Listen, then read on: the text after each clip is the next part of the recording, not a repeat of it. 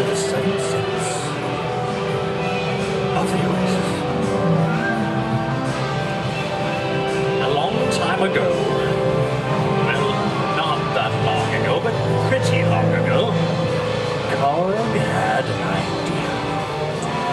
This idea started to grow and grow, and this idea was, what if we had an open architecture system? What if we could actually load in new technologies? What if we could load in even new synthesizers, not with some card that you open up and put in, no, with software. And so we did.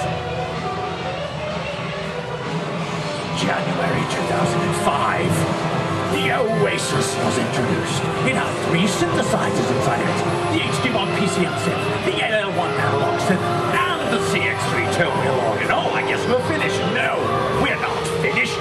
In December 2005, we introduced OS 1.1. You know what was inside of it?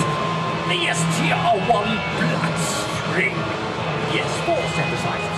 We thought we were done. We were not done. OS 2. NS20EX modular analog synth. Only 6EX virtual analog synth.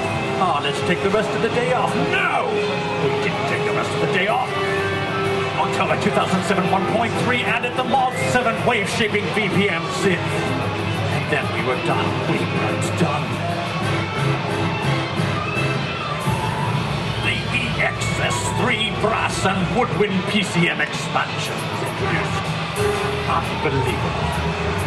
And so here we are, 2008. And on into the future we shall go, adding more, and adding more, and adding more, as if we are greedy for such things. We have this open architecture system with the HD1 PCM synth, the AL1 analog synth, the CX3 tone log, and the STR1 punch string with the MS20 modular analog synth, the PL virtual analog synth, the Mod 7 wave shaping BPM synth, and the EXS3 brass and woodwind PCM expansion. That's actually what you're listening to right now. The PCM expansion that's been added to make the HD1 PCM even more powerful. Unbelievable! So what we did, we've introduced 7 synthesizers in 2.5 years. And over this 2.5 years, I have changed from a Canadian into a very bad British accent. I'm okay now. And so, what we're going to do now is look inside of the 7 synthesizers inside of the Oasis without a really stupid English accent. Okay. Let's take a look at the first one. Oh, actually, that was it. Finished. Thank you. Bye-bye. No. The first one is the HD1 high-definition PCM synth. And the nice thing about this, what we're going to do is we're going to look at these 7 synths. We're going to look at some of the basic things about it, but we're also going to look at kind of the interesting and kind of special things about each one of these synths. First of all, the HD1 PCM synth has crystal clear low aliasing oscillator. That means that the frequencies are crystal clear all the way up the whole range of the keyboard. Usually when you play a high-frequency sound on a keyboard or a synth or a sampler or whatever, you play high frequencies in the top range, and that 2 things will happen. It will either have this really irritating aliasing kind of sound, or it's been filtered out to remove the sound. But when you do that, you remove the high frequencies. We don't have to do that. We have high, clear frequencies right up the whole range because we don't have the aliasing. Now this isn't only evident in the piano or the bell sound, but it's also evident in sounds like the piano, strings,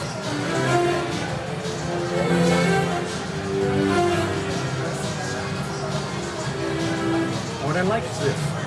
Every single sound is designed to be controlled from the surface hardware. That means I'm not just calling up, okay, strings, they're strings. No. For example, this is set up so that after pressing on the keyboard after I play, increases the amplitude just a little bit, making it much more expressive.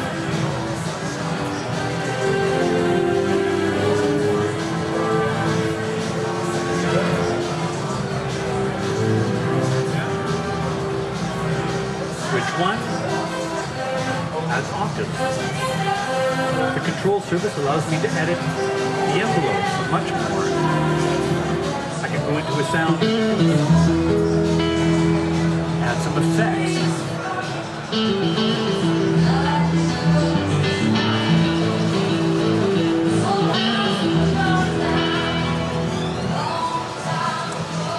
deeper, we have the new EXS3 brass and woodwind sample expansion, adding, and this may shock you, brass and woodwinds. But what we've also added is great samples and the nuances and the ability to control this. We have sounds like this where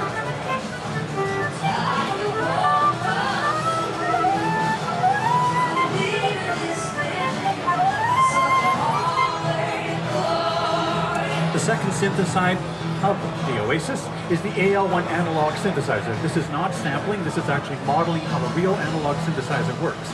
And it gives us fat, warm, analog realism.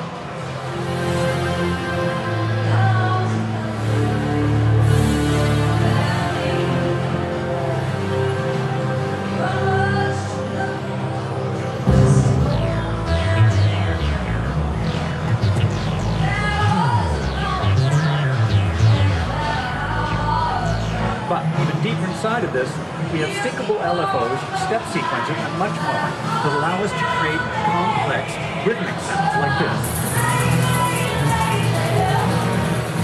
Hear how the filter's being opened up, this is how the panning is going on inside of there. That's not an arpeggiator pattern, that's actually a sound.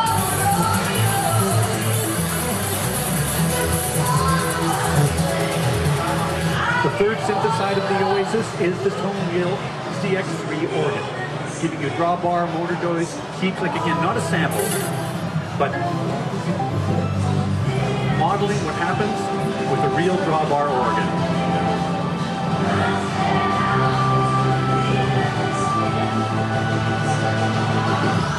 But let's go a little deeper. One of the things we have is one-touch dual manual. I have the same sound right across the whole range of the keyboard here.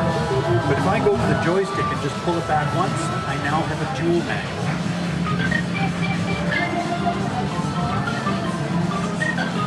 With separate drawbar controls for both the lower and the upper drawbars. EX mode adds additional drawbar footages, so we actually have the ability to go in and actually change and add not just 9 sliders, but more. And we can even go in and change what that frequency is.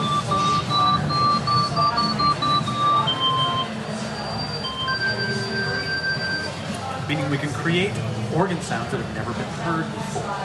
STR1 synth, the fourth synth inside of it, gives us real-time control of modeling of guitars, basses, bells, and much more.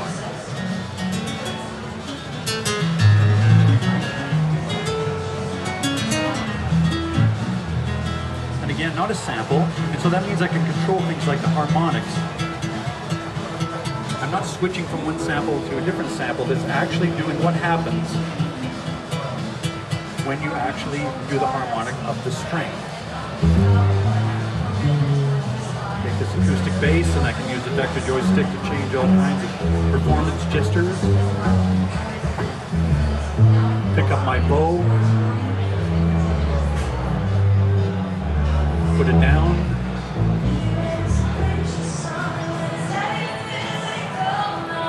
But we can do really amazing things. Creative possibilities that allow things like feedback control.